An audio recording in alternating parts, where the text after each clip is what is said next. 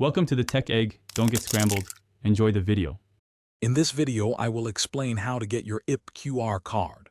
First, open the India Post Payments Bank mobile application on your smartphone. Then, securely log in using your 4-digit mobile banking PIN. Next, navigate to the Services section within the application menu. Finally, select the QR card option to proceed with your request. This process is quick and ensures secure access to your account. After selecting the QR card option, confirm your account details displayed on the screen for accuracy. It is important to verify all information before proceeding. Then, simply tap the Generate QR Card button to create your unique card. Your personalized QR card will instantly appear on your screen, ready for use. You can now view your account balance and recent transactions with ease.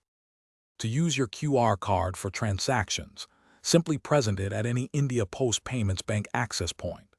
The agent will scan the QR code to quickly initiate your transaction. For security, you will then authenticate the transaction using your 4-digit mobile banking PIN. This allows you to complete various banking services, such as deposits, withdrawals, and fund transfers, efficiently and securely.